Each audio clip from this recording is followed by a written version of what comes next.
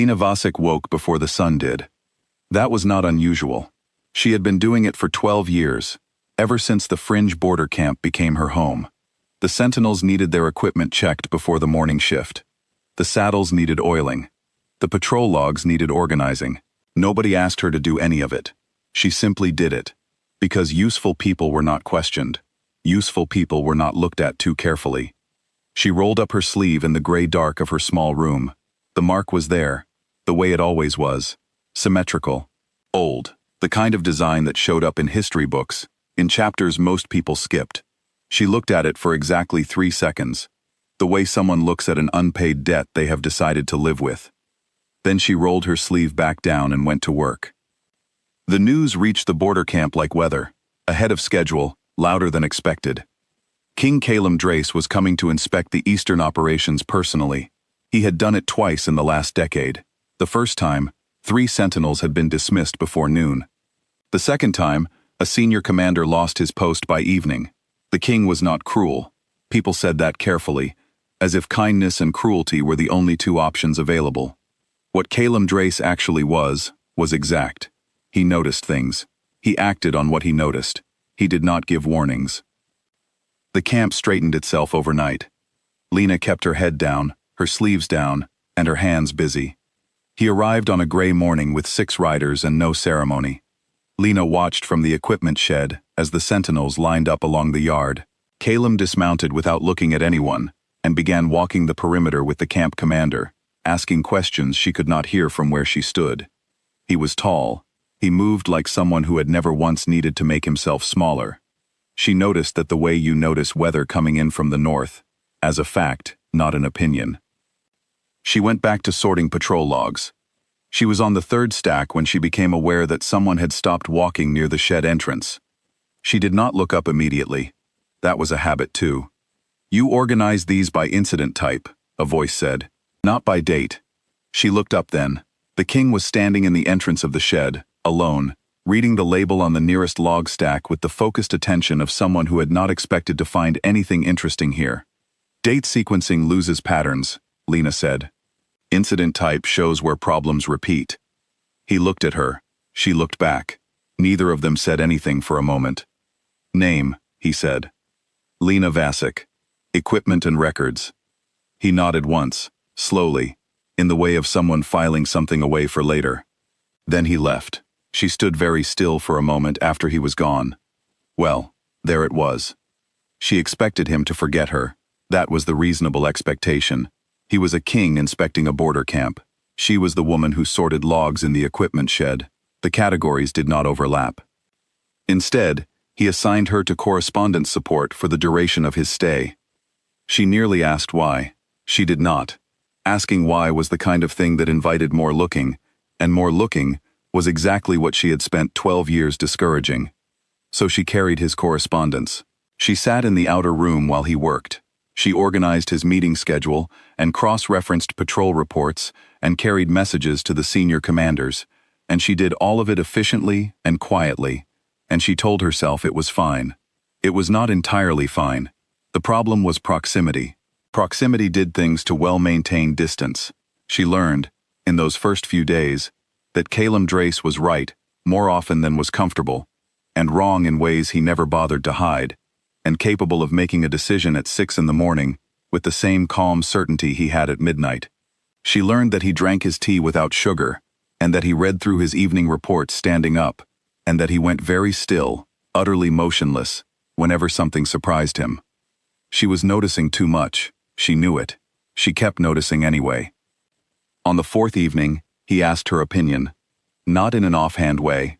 He put down the territorial report he had been reading, looked at her across the desk, where she was organizing his outgoing correspondence, and said, "The Southern Boundary Claim.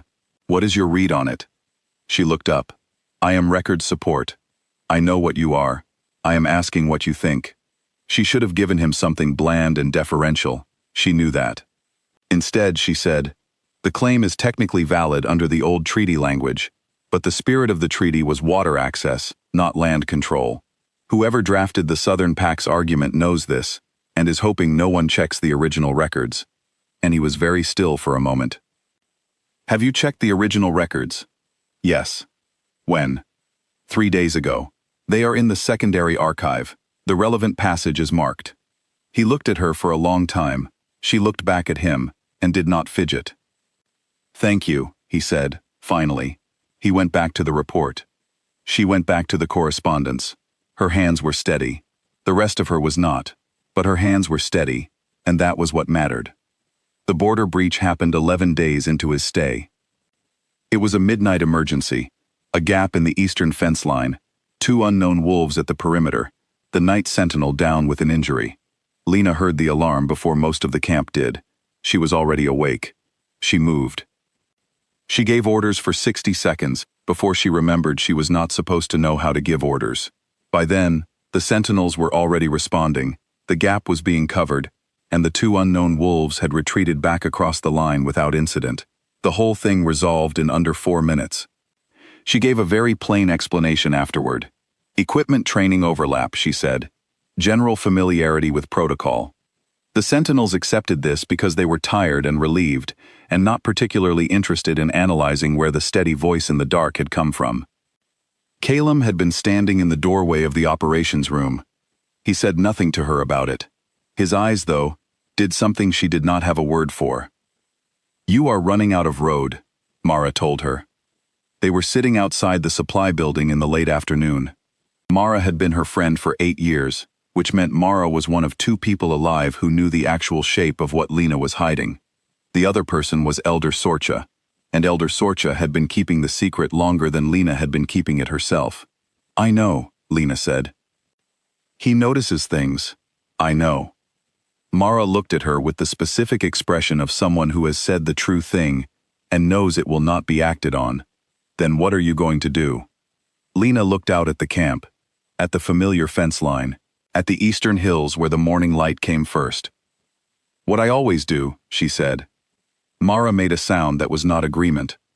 The announcement came on a Thursday. The king would take a bonded mate from the Aldrich line. It was a strong political match. The Aldrich territory controlled 3 river crossings in the north. The court approved. Everyone agreed it was the correct decision. Lena heard it from a sentinel passing her in the corridor. She stopped walking for a moment. 1 moment.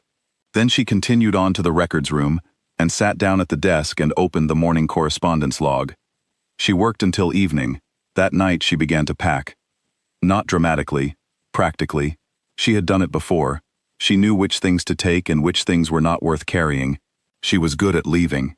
She had been good at it since she was 12 years old, and it had kept her safe, and she was going to do it again. Elder Sorcha found her at 2 in the morning, with her bag half assembled. The old woman stood in the doorway for a moment, looking at the bag. Then she crossed the room and placed a folded document on the table. It was sealed with a mark Lena had only ever seen in the oldest of the archive books, in sections marked with handling instructions that most people did not bother to read. The elder left without speaking. Lena sat down across from the document for a long time before she opened it. She read it once, then she read it again. Then she sat down on the floor, her back against the side of the bed, and stayed there for a while with her eyes closed and the document in her hands. It was a bloodline record, her bloodline, all of it, going back further than she had known to look. Well, there it was. The bonding ceremony was held in the Great Hall on a clear Saturday evening. Every person of standing in the Eastern Territory was present. Lena was not a person of standing. She was record support. She had a legitimate reason to be in the back of the hall, organizing the administrative materials for the court documentation that would need to be filed after the ceremony. She told herself she would leave before it concluded. She told herself this in the same voice she used for other things she did not end up doing. She was standing near the rear entrance when it happened. She did not do anything. She did not move toward him, or make any sound, or draw any attention. She was simply present, which had always been the problem. She was present, and he was present, and the bond that had been threading quietly between them for 11 days responded to the proximity the way a compass responds to north, without drama, without ceremony, without asking permission. Calum stopped speaking. He turned. 50 feet of assembled nobility stood between them, and he found her immediately, the way you find the only person in a room you had been trying not to look for. He went completely still.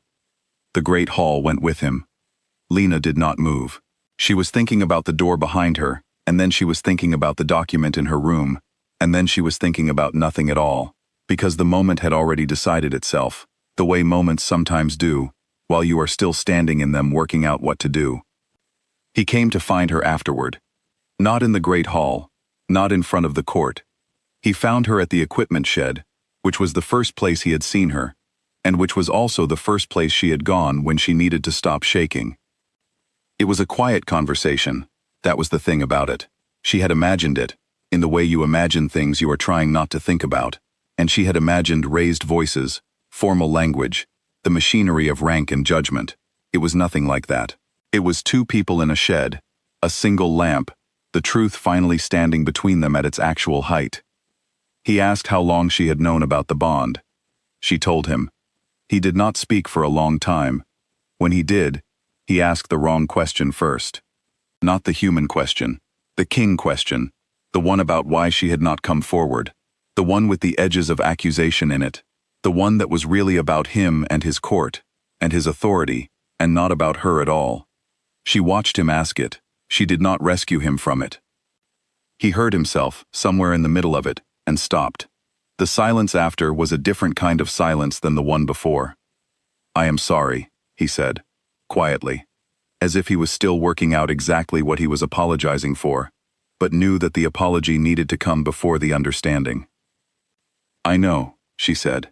There was a cost. She did not pretend there was not. The arrangement with the Aldrich line had to be dissolved, carefully, honestly, with full acknowledgement of what it disrupted. The woman he had been prepared to take as his mate had done nothing wrong. That was not a small thing to hold.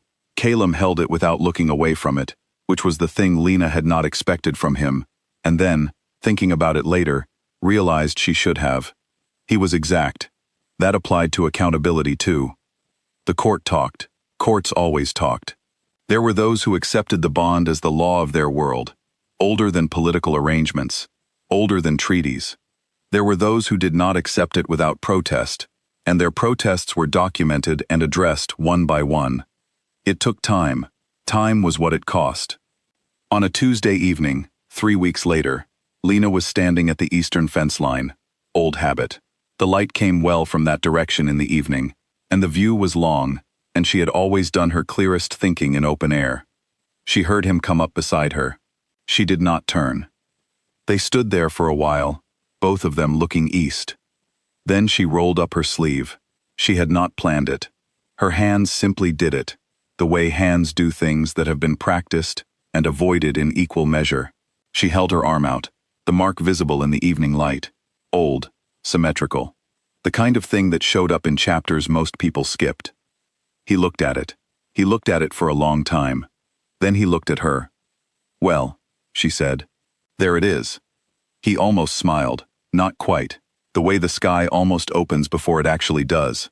She walked into the great hall the following morning without dimming her pace or lowering her eyes, or calculating how much space she was permitted to take up. People moved for her without being asked, not because she told them to, because she had stopped waiting for permission to arrive, and the body carries that decision before the room even understands why it is adjusting. Calum was across the hall, speaking with two of his senior commanders. He registered her entrance without turning his head, in the particular way of someone who has learned to track a thing without making it obvious. He went very still. She crossed the hall. She had work to do. Real work, the kind that came with the title she had spent 12 years pretending she did not carry. There was correspondence to review, and a boundary dispute to settle, and a meeting with Elder Sorcha that had been a long time coming. She sat down at the table. She opened the files. She did not look small doing it.